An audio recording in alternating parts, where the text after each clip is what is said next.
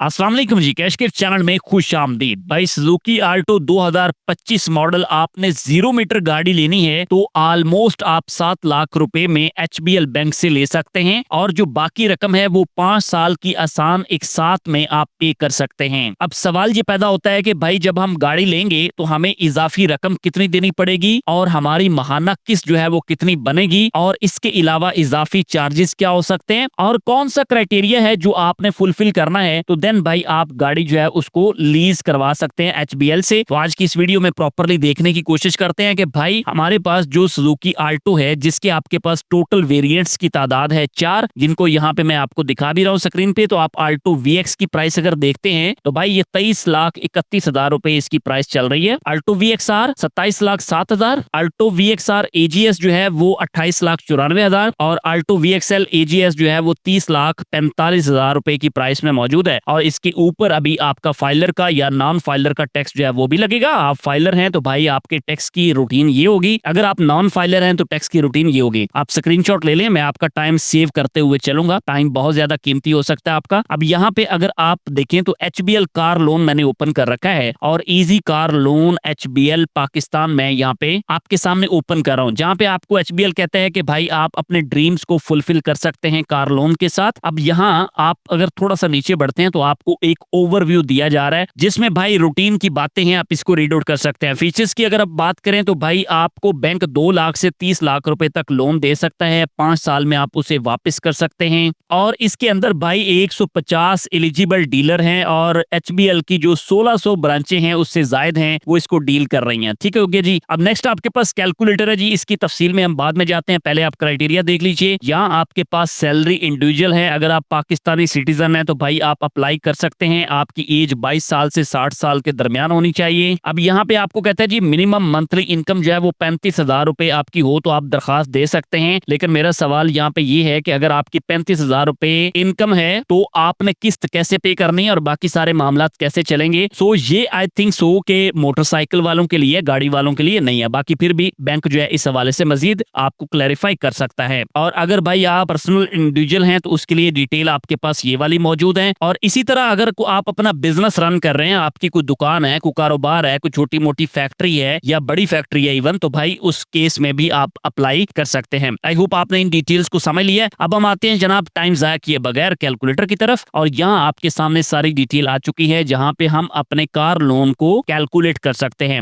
अब यहाँ जरा देखिएगा, आपके पास कहता है जी न्यू टू बैंक है या फिर आप बैंक के एग्जिस्टिंग कस्टमर हैं या फिर आप रिपीटिंग कस्टमर हैं। तो आपने ये देख लेना है कि भाई आपका इन तीनों में से कौन सा स्टेटस है। तो हम ये कहते हैं कि भाई हम बैंक के एग्जिस्टिंग कस्टमर हैं। उसके बाद आपके पास यहाँ पे व्हीकल की प्राइस आ रही है तो हम यहाँ से गाड़ी की प्राइस जो है उसको पिक कर लेते हैं जी। VX है और इसकी प्राइस आ रही है 23,31,000 रुपए। मैंने सर इसको कॉपी किया यहाँ से और इधर आके मैं इसको यहाँ पे पेस्ट कर देता हूँ। उसके बाद हमारे पास यहाँ पे मंथ्स की तादाद है कि भाई हमने कितने महीनों में इसे वापस करना है। तो हम कहते हैं जी हमने 60 महीनों यानी 5 साल के अंदर किस्तों को वापस करना है। अब इधर आपके पास सिक्योरिटी डिपॉजिट है तो भाई इसमें जरा देख लें कि 30% कम से कम है और ज्यादा से ज्यादा आप 50% की जो अमाउंट है ना वो एज ए सिक्योरिटी डिपॉजिट यानी डाउन पेमेंट के तौर पे दे सकते हैं। अब यहाँ पे हम कम से कम 30% को चूज करते हैं। आप जैसे ही नीचे देखते हैं तो इधर आपके सामने कैलकुलेशन आ जाती है कि भाई जो आपकी फाइनेंस्ड अमाउंट होगी यानी जो बैंक का शेयर आएगा वो 16,31,700 रुपए की अमाउंट है और उसके बाद जो आपका सिक्योरिटी डिपॉजिट जो आपकी डाउन पेमेंट बन रही है भाई वो 6,99,300 रुपए की अमाउंट है। आप अगर थंबनेल में देखें तो आपको यही अमाउंट मैंने बताई थी कि 6,99,300 रुपए की अमाउंट में आप भाई गाड़ी ले सकते हैं। अब रही बात कि आपके पास जो मंथली इंस्टॉलमेंट है वो कितनी आएगी कि वो 44,787 रुपए की इंस्टॉलमेंट आएगी महीने की और ये चलेगी आपकी 60 महीने तक यानी 5 साल तक। समझ गए बात। अब एक चीज जरा यहाँ पे देख लीजिएगा कि ये जो प्राइसेस हैं ये जस्ट एस्टिमेटेड हैं जो आपके सामने यहाँ पे आ रही हैं। गाड़ी की कीमत या बाकी चीजें अप डाउन होने से इन प्राइसेस में फर्क आ सकता है। ये जस्ट एस्टिमेशन आपके सामने प्रोवाइड की जा रही है, इसमें कोई भी हतमी चीज जो है वो बैंक खुद ही बता सकता है। हम जस्ट एक अंदाजा एक एस्टिमेशन आपके साथ शेयर कर रहे हैं। अब अगर आप यहाँ पे देखें तो इधर आपके पास ऑप्शन आ रहा है जी डिटेल पेमेंट शेड्यूल के हवाले से आप देखना चाह रहे हैं तो इसके ऊपर क्लिक करें। हम जैसे क्लिक करते हैं तो इधर आपके सामने फर्दर डिटेल्स आ जाती है कि भाई आपकी मंथली इंस्टॉलमेंट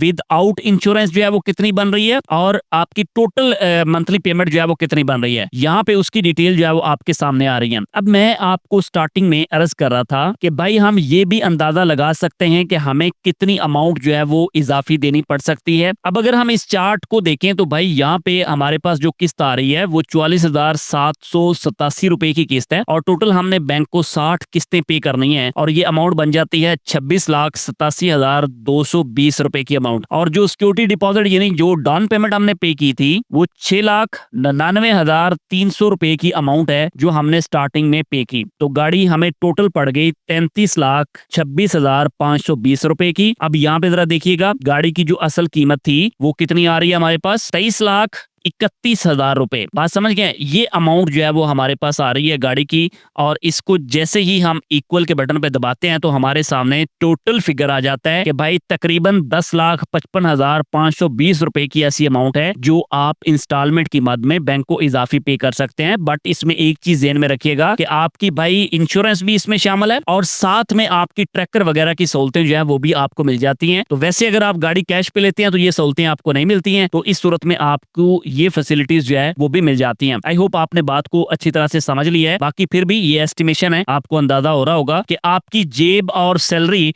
इजाजत देती है इस काम के लिए या नहीं देती। ठीक है, तो ये आप इससे अंदाजा अच्छी तरह से लगा सकते हैं। अगर आप फीचर्स की बात करें तो भाई ऑलरेडी मैंने वो आपके सामने डिस्कस कर लिए थे। अब आपके माइंड में ना एक क्वेश्चन आएगा कि सर जी जो VX है उसके अंदर तो AC नहीं होता, तो हमारे पास एटलीस्ट AC हमने लेना है तो VXR के अंदर हम ले सकते हैं जिसकी कीमत आपके पास 27,07,000 रुपए से स्टार्ट हो रही है। तो उस सूरत में हमें कितनी इजाफी अमाउंट पड़ सकती है या क्या सीन पड़ सकता है, तो इसका भी एक क्विक रिव्यू जो है वो आपको यहाँ पे दे देता हूँ। आपका टाइम भी सेव हो जाएगा और आप बात को भी समझ जाएंगे। गाड़ी की प्राइस है 27,07,000 रुपए। उसी तरह हम यहाँ पे 60 महीने की जनाब किस्तें चूज कर लेते हैं। सिक्योरिटी डिपॉजिट हमने 30% ही रखा। तो यहाँ इस केस के अंदर आप देख सकते हैं जो ऑल्टो VXR का केस है। ठीक है, तो भाई इसमें जो आपकी किस्त बन सकती है वो 53,076 रुपए आपकी किस्त है और जो सिक्योरिटी डिपॉजिट आपका बन सकता है वो 8,12,100 रुपए की अमाउंट है।